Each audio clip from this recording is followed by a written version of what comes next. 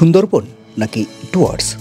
পশ্চিমবঙ্গের সেরা দুই জঙ্গলের মধ্যে কে যে বেশি সুন্দর আজও সেটা বুঝতে পারিনি, বুঝতে চাইও না। শুধু এটুকু বুঝি জঙ্গল আমার খুব ভালো লাগে, আর এই ভালো লাগার টানে এবার ছুটে এসেছি ডুয়ার্স। ঠিক যেন মনে হচ্ছে আমরা জলদাপাড়া অভয়ারণ্যের ভেতরেই রয়েছি। এটা কী সব হবে? এই ট্র্যাপ ক্যামেরায় বক্সাতে বাঘ ধরা পড়েছিল। এখানে কিন্তু আপনি এ ঘরে যে কথাই বলবেন, পাশের ঘরে কিন্তু সমস্ত কিছু শোনা যাবে, আবার পাশের ঘরের কথাও আপনি শুনতে পাবেন। এবার আমাদের ভ্রমণ সূচিতে থাকবে এক রাত বক্সা জয়ন্তী, এক রাত জলদাপাড়া, এক রাত হলং বাংলো আর এক রাত চিলাপাথা। আজ দ্বিতীয় পর্ব। আগের পর্বের লিঙ্ক উপরে আই বাটনে এবং নিচে ডেসক্রিপশন বক্সে দিয়ে দিলাম। গরুমারার জঙ্গল এবার আমাদের ভ্রমণ সূচিতে থাকবে না, তবে মন খারাপ করবেন না, খুব তাড়াতাড়ি আমরা আসবো গরুমারা।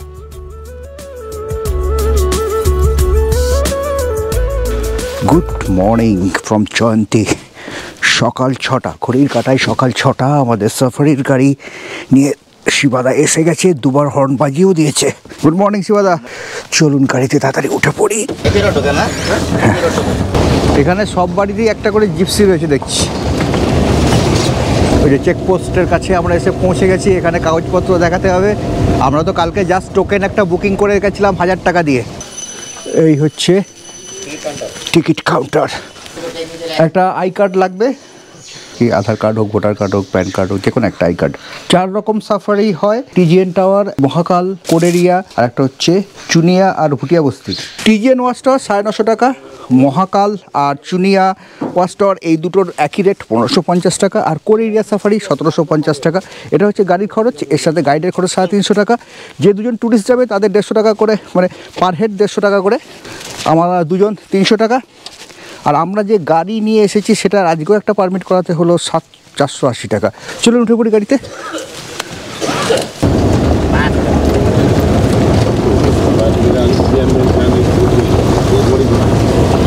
এই যে বক্সা টাইগার রিজার্ভ এরিয়ার ভেতরে আমরা ঢুকছি।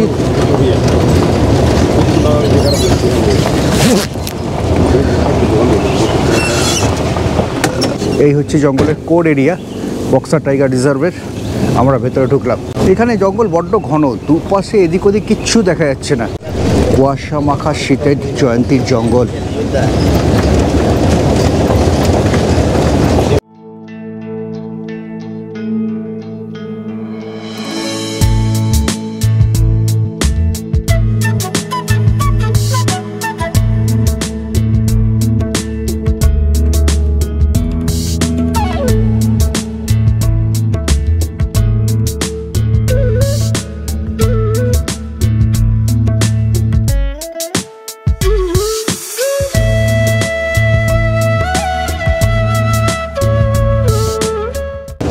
জঙ্গল এখানে এতটাই ঘন, শুধুমাত্র ক্রসিং যখন হবে, সেই ক্রসিং ছাড়া, মানে রাস্তা পেরিয়ে যখন কোনো বন্যপ্রাণী এদিক থেকে ওদিকে যাবে, সেই সময়টা ছাড়া এদের স্পটিং করা বেশ কঠিন। মনে রাখবেন, বক্সা জয়ন্তী জঙ্গলের সাফারি বুকিং হয় অফলাইনে। দুটো জায়গা থেকে এই বুকিং করা যায়। এক, রাজা ভাত খাওয়া চেকপোস্টের পাশের ফরেস্ট অফিস থেকে, আর 2, জয়ন্তী চেকপোস্টের পাশের ফরেস্ট অফিস থেকে। রাস্তা এখানে রেখে গেল। এই যে রাস্তা অনেক দূর পর্যন্ত সোজা দেখা যাচ্ছে, কুয়াশা ছাড়া আর কিছুই দেখা যাচ্ছে না। এখানে জঙ্গল ফাঁকা, এখানে জল রাখা আছে। এইটা হচ্ছে সল্ট পিট। ওইখানটায় একটা গাছের নিচে একটা হরিণ রয়েছে, বয়রা খাচ্ছে। এই যে কাঠের গুঁড়িটা, এইখানে নুন দেওয়া হয়। এই যারা গাইড তারাই নুন দেয়। কি নুন দাও? সন্দব লবণ? না, সাদা সল্ট আর বিট লবণ। এখানে আমরা ওয়েট করছি এই সল্ট পিটে নুন চাটার জন্য, যদি কেউ আসে। এই মুহূর্তে একটা হরিণ রয়েছে, কিন্তু সে নুন খাচ্ছে না, তার বদলে বয়রা ফল নিচে পড়েছে, সেই বয়রা ফল খাচ্ছে। আর এখানে একটা গাছ আছে, এই গাছটার উপরে 4টে ময়ূরের বাচ্চা রয়েছে। রোদ ওঠেনি, তাই ওরা গাছের উপর থেকে নামছে না, রোদটা গাছের উপরে।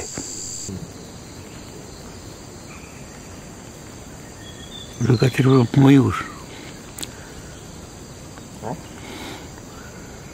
এটা তো সল্ট পিট।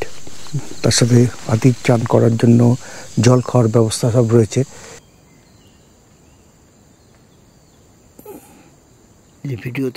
এই যে রাস্তাটা এদিক দিয়ে চলে যাচ্ছে, এই রাস্তাটা চলে যাবে জয়ন্তী রিভার বেডে।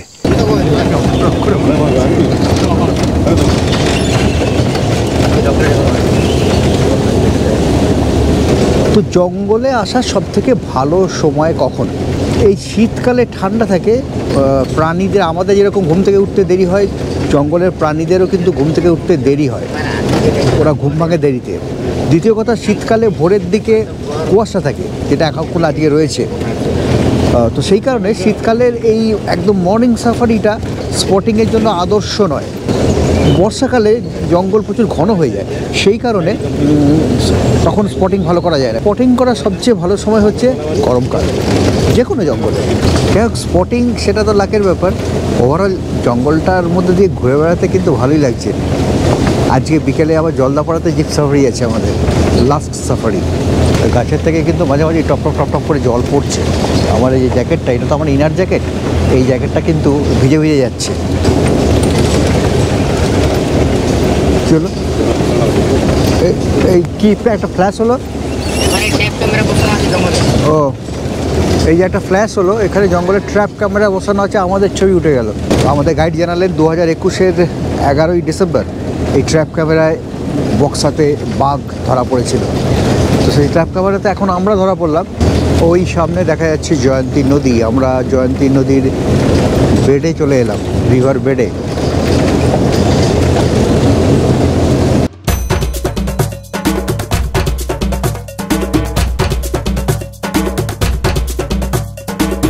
এই হচ্ছে 26 মাইল অবজারভেশন টাওয়ার। এগুলো সমস্ত ইলেকট্রিক্যাল ফেন্সিং করা আছে, আর এই হাতির জন্য করা আছে পরীক্ষা।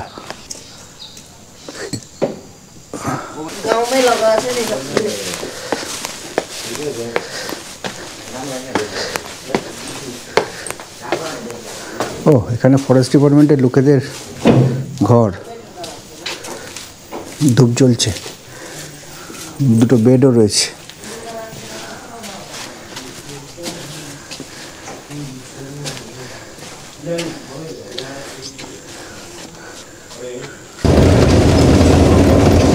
জয়ন্তী নদীর ধারে 26 মাইল ওয়াচ টাওয়ার, ওখানে আমরা কিছুক্ষণ অপেক্ষা করলাম।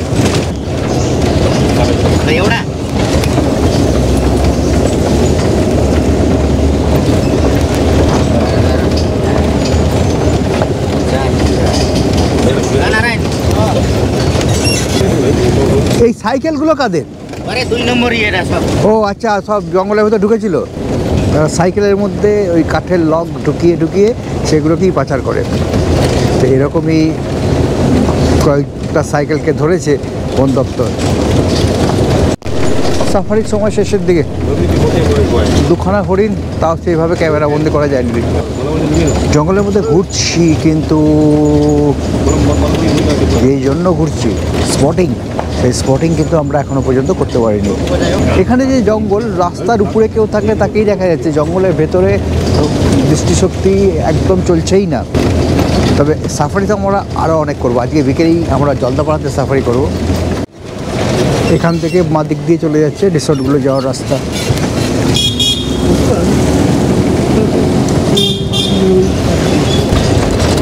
এই নদীর ধারে এপাশে পরপর পরপর হচ্ছে সমস্ত হোমস্টে।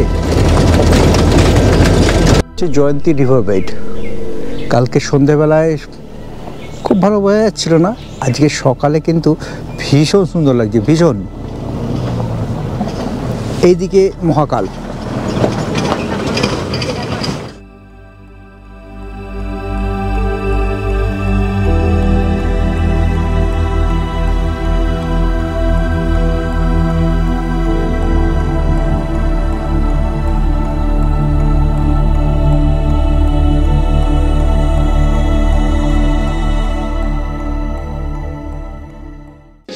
গরম গরম লুচি, তার সাথে ডালের তরকারি আর ডিম সেদ্ধ। জয়ন্তীর পাহাড় দেখতে দেখতে ব্রেকফাস্ট, আহা, রীতিমতো এনজয়িং। যে আলু চচ্চড়িটা হয়েছে ফাটাফাটি। আমরা চেক আউট করে বেরোচ্ছি।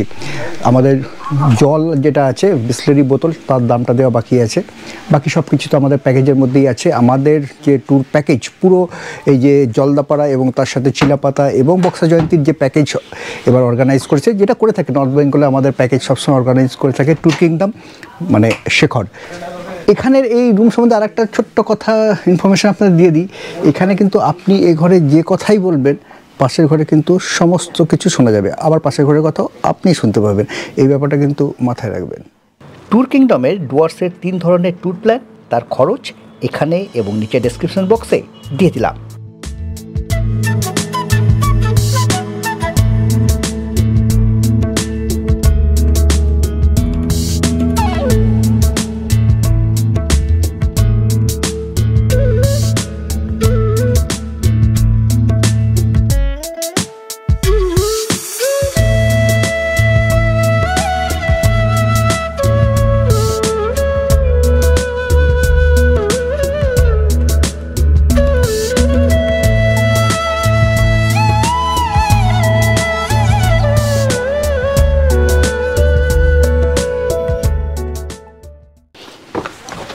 সানি কিন্তু আমাদের তাড়া দিচ্ছে, মানে রীতিমতো রেগে যাচ্ছে। 3:30 সময় আমাদের তো আবার সাফারি জলদাপাড়াতে, তার আগে বক্সার ওখানে আমরা যাব, একটু আগে বেরোনো উচিত ছিল কিন্তু কি করা যাবে, সব মিলিয়ে হলো না। চেক আউটটা করে আসি। আমাদের যে ফর্মালিটি, এখানকার ম্যানেজার অজয়দা খুব ভালো মানুষ। সবচেয়ে বড় কথা এখানকার ভিউ, সামনের যে ভিউটা সেই ভিউটা দুর্দান্ত, আর তার চেয়েও বেশি ভালো হচ্ছে এখানকার খাওয়া দাওয়া। আমি পুরো ফিদা হয়ে গেছি এখানকার খাওয়া দাওয়া। আজকে সকালে লুচির সাথে যে আলু ছচকিটা দিয়েছিল, আহা। জয়ন্তী রিভার বেড শেষবারের মতো দেখে নিলাম। কালকে এই রাস্তা ধরেই আমরা এসেছি, এখন আমরা মানে বক্সা ফোর্টের দিকেই যাচ্ছি, বক্সা ফোর্ট কিন্তু যাচ্ছি না, বক্সা ফোর্ট যাওয়ার সময় আমাদের নেই। এই যে রাস্তা আমাদের গাড়ি নিয়ে যে এসেছি, এই রাস্তায় কিন্তু মঙ্গলবার কোনো প্রাইভেট গাড়ি অ্যালাউ করা হয় না, এই ব্যাপারটা কিন্তু খেয়াল রাখবেন। জয়ন্তীতে হোমস্টেতে যদি আপনি আসতে চান মঙ্গলবার, নিজেদের গাড়ি, সেই গাড়ি কিন্তু বক্সা চেকপোস্টে আটকে দেবে, সেখান থেকে টোটো করে আপনাকে আপনার হোমস্টেতে এসে পৌঁছতে হবে। টোটোর ভাড়া 400 টাকা। পরের দিন বুধবার আপনাকে আবার সকালবেলা আপনার গাড়ি পিক আপ করতে পারবে, কারণ রেস্ট্রিকশনটা শুধুমাত্র মঙ্গলবারের জন্য। স্থানীয় অটো, টোটো, মোটর বাইক তাদের কিন্তু এই রাস্তায় চলার জন্য কোনো পারমিট করাতে হয় না। দুর্দান্ত লাগে, দুর্দান্ত। এই জয়ন্তীর যে জঙ্গল, সেখানে বালা নদীর ব্রিজের উপরে আমরা না নেমে পারলাম না, আমাদের দেরি হয়ে গেছে, কিন্তু এত সুন্দর এই বালা নদীর উপরে ব্রিজটা, এখানে না নেমে কিন্তু পারলাম না। এই হচ্ছে বালা নদীর ব্রিজ।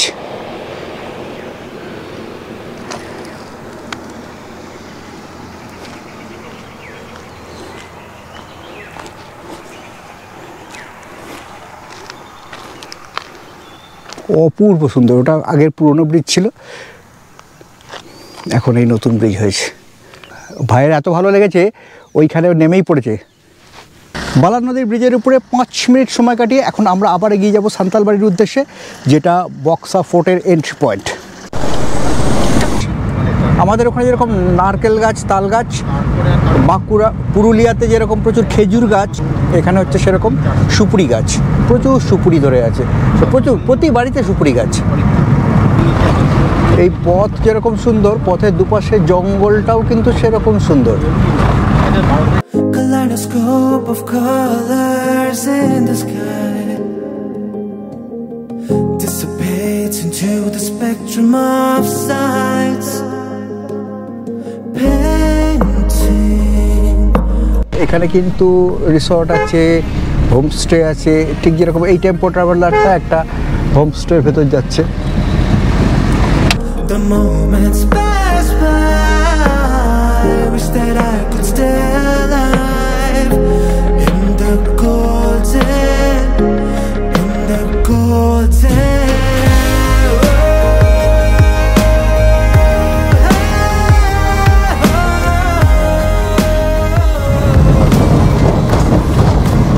এই যে হচ্ছে সান্তালবাড়ি। আমাদের গাড়িকে এখান পর্যন্ত মানে আরেকটু দূর পর্যন্ত যেতে দেওয়া হবে, তারপরে কিন্তু আমাদের গাড়িকে সামনে আর যেতে দেওয়া হবে না।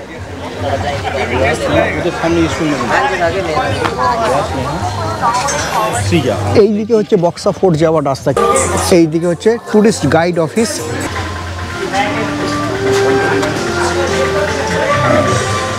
এখান থেকে গাড়ি পাওয়া যায়, গাড়ি আপনাকে নিয়ে যাবে 0 পয়েন্ট পর্যন্ত, 2.5 কিলোমিটার দূরে 0 পয়েন্ট পর্যন্ত। 0 পয়েন্ট পর্যন্ত মারুতি ভ্যান যাবে এবং ফিরে আসবে, তার ভাড়া হচ্ছে 500 টাকা। এই 0 পয়েন্টের পরে আবার 1.5 কিলোমিটার আপনাকে হেঁটে পৌঁছে যাবে বক্সা ফোর্ট। সেখানে বক্সা জেল আছে, একটা ভিউ পয়েন্ট আছে, আরও উপরে লেপচাখা গ্রাম আছে। আপনাকে এই যে এখানে গাড়ি নিয়ে যাবে, শুধু গাড়ি নিলেই হবে না, তার সাথে আপনাকে নিতে হবে গাইড। গাইডের ভাড়া যদি 0 পয়েন্ট পর্যন্ত যান তাহলে হচ্ছে 200 টাকা, আর যদি পুরো বক্সা ফোর্ট পর্যন্ত যান গাইডের ভাড়া হচ্ছে 400 টাকা। তার সাথে সাথে হচ্ছে পারমিট। এই যে জায়গাগুলো যেগুলো ফরেস্টের আন্ডারে, সেই কারণে পার ট্যুরিস্ট 150 টাকা করে পারমিট। কিন্তু আজকে সকালে আমরা যেহেতু জয়ন্তীতে সাফারি করেছি, আমাদের 150 টাকার পারমিটটা কিন্তু লাগছে না। আমাদের আর একটা কনস্ট্যান্ট আছে, আমাদের আজকে বিকেলে জলদাপাড়ায় সাফারি আছে, সেই কারণে আমরা বক্সা ফোর্ট পর্যন্ত যাব না, কিন্তু একটা গাড়ি নিয়ে 0 পয়েন্ট পর্যন্ত আপনাদের দেখিয়ে নিয়ে আসবো।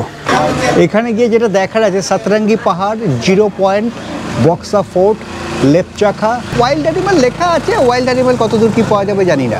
এই গাড়ি নিয়ে আমরা 0 পয়েন্ট পর্যন্ত যাব। অমনি গাড়ি, একটা গাড়িতে 6 থেকে 7 জন ম্যাক্সিমাম, একজন গেলেও 500 টাকা ভাড়া, 6 জন গেলেও 500 টাকা ভাড়া। এখানে ট্যুরিস্ট কিছু অ্যাডভাইসারি দেওয়া আছে, সেগুলো যাওয়ার আগে একবার পড়ে নেবেন। আর এটা প্লাস্টিক ফ্রি জোনস, এখানে প্লাস্টিকের বোতল, চিপসের প্যাকেট এগুলো ফেলবেন না। চান এখানে গাড়ি নেবেন না, পুরো এখান থেকেই ট্রেক করে যাবেন, তাহলে ওই পারমিটটা থাকলেই আপনাদের হয়ে যাবে, আর কিছু দরকার নেই। এই হচ্ছে সান্তালবাড়ি থেকে আমাদের গাড়ির যিনি ড্রাইভার, মারুতি ড্রাইভার, তিনি আমাদের এখন এই 2.5 কিলোমিটার দূরে 0 পয়েন্ট পর্যন্ত নিয়ে যাবেন। রাস্তা কিন্তু এরকম সিমেন্ট দিয়ে বাঁধানো রাস্তা, কিছুটা খারাপ হয়ে গেছে, কিন্তু মোটের উপর রাস্তা ভালো। জঙ্গলটা সুন্দর, খুব সুন্দর জঙ্গল।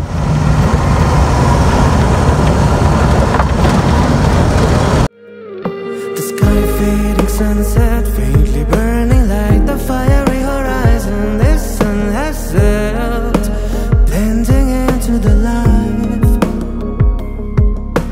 Colors dancing in the air among the stars, so fair the world is but mesmerized in this moment that we share in the golden hour.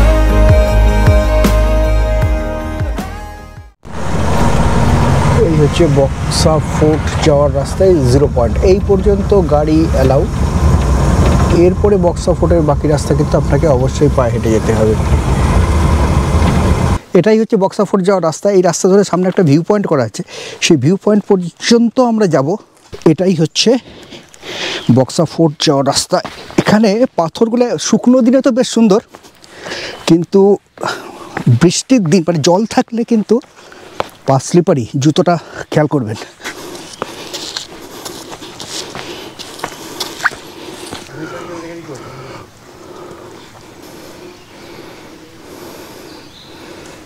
এদিকে হচ্ছে ভিউ পয়েন্ট যাওয়ার রাস্তা, আর এদিকটা হচ্ছে বক্সা ফোর্ট যাওয়ার রাস্তা।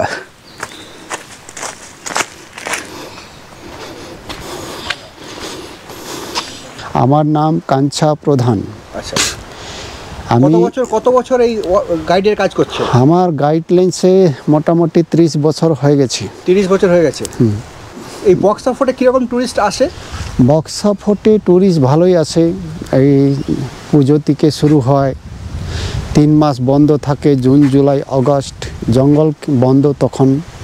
কেন বন্ধ থাকে সেটা হলো ব্রিডিংয়ের সময়, অ্যানিমালসের ব্রিডিংয়ের সময়। তো সেই সময় 3 মাস বন্ধ থাকে জঙ্গলটা, বাকি সময় সব ট্যুরিস্ট আসা যাওয়া করতে থাকে। এই জায়গাটা থেকে আরও যদি ভেতরে আমরা যাই বক্সা ফোর্টের দিকে, সেখানে 12-13টা গ্রাম আছে। এই যে জায়গাটার নাম বক্সা, এটা যেটা হলো এখানকার যে অধিবাসী তারা কিন্তু ভুটানিজ, এবং তারা এই যে দেখলেন একটা বাচ্চা গেল পিঠে একটা ঝুড়ি নিয়ে, এই ঝুড়িটাকে ওদের ভাষায় বলা হয় বক্সা। সেই থেকে এই জায়গাটার নাম হয়েছে বক্সা।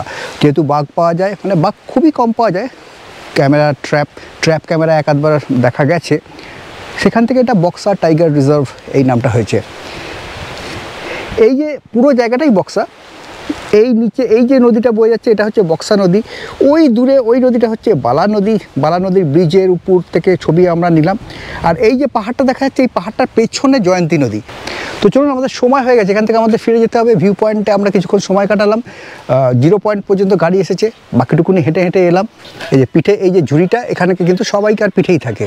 এই ঝুড়িটাকেই বলা হয় বক্সা, এই জায়গাটা সেখান থেকেই নাম হচ্ছে বক্সা। এই যে 13টা গ্রাম এখানে আছে, তাদের কিন্তু বাজারহাট করার জন্য এই নিচে যেতে হয়। ওই যে ঝুড়িতেই বাজারহাট নিয়ে তারা কিন্তু আবার তাদের গ্রামে ফিরে যান। এই রাস্তা দিয়ে এগিয়ে গেলে তো বক্সা, সেখানে বেশ কিছু হোমস্টে আছে। আর একটু উপরে গেলে এখানকার এই বক্সার এইদিকে সবচেয়ে প্রসিদ্ধ গ্রাম, পপুলার জনপ্রিয় গ্রাম হচ্ছে লেপচাখা। লেপচাখাতে কিন্তু অনেক কটা হোমস্টে আছে। ব্যাস, হাতে কিন্তু আর একদম সমানে 10:30 বাজছে। আমাদের 11টার মধ্যে ফিরে গিয়ে সান্তাল বাড়ি থেকে স্টার্ট করতে হবে। এই যে উপরে বক্সা ফোর্ট যেখানে আছে, সেখানে আছে বক্সা জেল। এই জেলে কিন্তু নেতাজি সুভাষচন্দ্রকে রাখা হয়েছিল। মানে এই বক্সা ফোর্টে তখন যে নিয়ে যাওয়া হতো কয়েদিদের, তখন কিন্তু নদীর ধার দিয়ে রাস্তা ছিল। 1993 সাল পর্যন্ত ওটাই রাস্তা ছিল। তারপরে বন্যাতে এই রাস্তা নষ্ট হয়ে যায়, তখন এই অল্টারনেটিভ রাস্তা তৈরি হয়। যদি টয়লেটের দরকার হয়, এখানে কিন্তু টয়লেট আছে। আমাদের গাড়ি দাঁড়িয়ে আছে, চলুন এবার ফিরে যাই।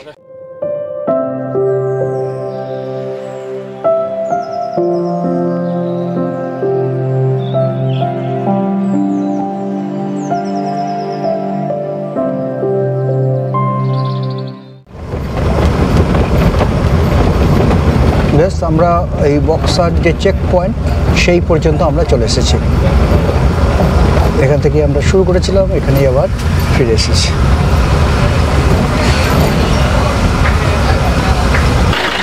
আবার আমাদের এই গাড়িতে গিয়ে বসলাম। 10:45, 15 মিনিট আগেই আমরা এসেছি। দেখা যাক জলদাপাড়ার শালকুমার গেটে আমরা কখন পৌঁছাই। বেশ, আমরা বক্সা টাইগার রিজার্ভের রেস্ট্রিক্টেড যে এরিয়া, সেখান থেকে বেরিয়ে পড়লাম। আমাদের এখনকার গন্তব্য জলদাপাড়া শালকুমার। এখান থেকে আলিপুরদুয়ার হচ্ছে 16 কিলোমিটার। চিলাপাতাতেও কিন্তু আমরা একটা রাত কাটাবো, কিন্তু আগে আমরা জলদাপাড়াটা ঘুরে আসবো, কারণ হলংয়ের বুকিংটা আমরা পেয়েছি 8 তারিখ রাত্রিরে, 8 তারিখ না 9 তারিখে। তো হলংয়ের বাংলো বুকিংয়ের উপরে নির্ভর করে বাকি ট্যুরটা আমাদের সাজানো হয়েছে। হলংয়ের বাংলো যে বুকিং হয়, ওয়েস্ট বেঙ্গল ট্যুরিজমের যে ওয়েবসাইট আছে, সেখান থেকে অনলাইনে, ঠিক যেরকম জিম করবেটের ধিকালাজনের প্রচুর ডিমান্ড, হলং বাংলোর ডিমান্ডও সেরকমভাবে খুবই বেশি। ও ট্রাই করতে করতে করতে করতে আমাদের 9 তারিখে 9ই ডিসেম্বর আমরা পেয়েছি হলং বাংলো বুকিং। তারপরে বাকি ট্যুর সাজিয়েছি এবং ট্রেনের টিকিট সেরকমভাবেই কেটেছিলাম। আসার টিকিটটা আরএসি ছিল, তো যাক, সেটা তো দেখলেন আপনারা, কনফার্ম হয়েই গেছে। হলংয়ের বাংলো বুকিং, হলংয়ে হাতি সাফারি বুকিং এবং জলদাপাড়া ও চিলাপাতা জঙ্গলের সাফারি বুকিং আমরা করেছি অনলাইনে। তবে আমাদের ট্যুর অপারেটর ট্যুর কিংডম এই ব্যাপারে আমাদেরকে অনেক সাহায্য করেছেন। হলং বাংলোর একটা অসুবিধে হলো, হলং বাংলোতে ভিআইপি মুভমেন্ট যদি হয়, ভিআইপিরা যদি আসেন, তাহলে কিন্তু আপনার বুকিং ক্যান্সেল হয়ে যাবে। সেই কারণে হলংয়ের সাথে সাথে হলংয়ের বাইরে একটা, আজকে আমরা শালকুমার গেটের কাছে একটা হোমস্টেতে থাকবো। কালকে আমাদের হলং আছে, যদি সব কিছু ঠিকঠাক থাকে তো হলংয়ে থাকছি। যদি কোনো কারণে ক্যান্সেল হয়ে যায়, আমরা আবার শালকুমারে ফিরে আসবো, আমাদের বলা আছে সেইভাবে। যদিও আমরা 2 দিনের টাকা দিচ্ছি না, কিন্তু আমাদের ব্যাপারটা বলা আছে। কি সুন্দর এই ব্রিজটা, একদম স্বচ্ছ জল, নদীর নিচের প্রতিটা নুড়ি পরিষ্কার বয়ে যাচ্ছে, তাদের রং পরিষ্কার বয়ে যাচ্ছে।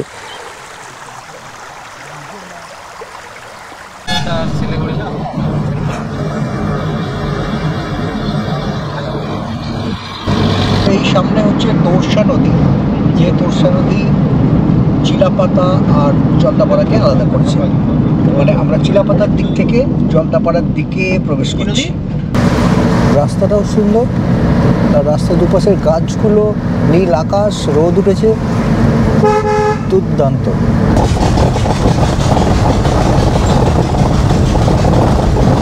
এটা কি সব হবে? একটুখানি এগো, এ তো বোধহয় জাত সাপই আছে। এই জায়গাটার নাম হচ্ছে শালকুমার, কিন্তু চারিদিকে শুধু সুপুরি গাছ। সুপুরি কুমার হলে আরও ভালো হতো। তো পুরো জঙ্গলের ভেতরে ওই পাশে নদী আছে, তোরসার একটা শাখা নদী এর পেছন দিকটা আছে, Jaldapara riverine in.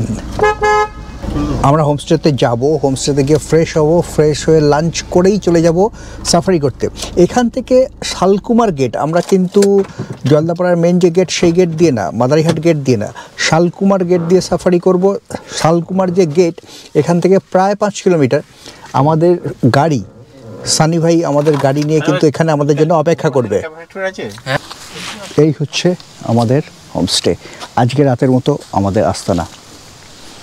Jaldapara riverine in, নতুন পাড়া, ডিস্ট্রিক্ট আলিপুরদুয়ার। দেখি এই দিক দিয়ে ওঠার সিঁড়ি, এই পাশ দিয়ে আর এই পাশ দিয়ে উপরে দোতলায় ওঠার সিঁড়ি, সিঁড়িটা বাইরে। এইটা কিন্তু দারুণ মজা লেগেছে, আমার দারুণ ভালো লেগেছে। আগেকার দিনের বাইরে যেরকম ঘোরানো সিঁড়ি থাকতো বাড়ির বাইরে, এটা অনেকটা সেরকম। চলুন আমাদের রুম সামনের দিকে। এই হচ্ছে আমাদের রুম। বিছানা টিছানা পরে দেখাচ্ছি। এই সামনে দিয়ে বয়ে যাচ্ছে তোরসার একটা শাখা নদী, নদীর নাম সিসামারা। ঠিক যেন মনে হচ্ছে আমরা জলদাপাড়া অভয়ারণ্যের ভেতরেই রয়েছি। এই নদীটা যেন আমাদের আর জলদাপাড়ার মাঝে একটা বাউন্ডারি। এই নদীর ধারে যাব আমরা, কাল সকালে যাব। আজকে আমাদের আর সময় নেই, কাল সকালে তো অবশ্যই যাব। অসাধারণ সুন্দর রুম, অসাধারণ সুন্দর রুম। রুমের ভেতর দুটো চেয়ার দেওয়া আছে, টেবিল দেওয়া আছে, বিশাল একটা ডাবল বেড, এখানে বিরাট একটা আলমারি দেওয়া আছে, জামা কাপড় তার সাথে লাগেজ রাখার জন্য, বাথরুম, ঝকঝকে বাথরুম, এবং এখানে গিজার আছে। গিজার চালিয়েও দিয়েছি, চানটা করে নেবো। 2টোর সময় খেতে দিতে বলেছি, আর 2:45 সময় আমরা এখান থেকে বেরোবো সাফারির জন্য।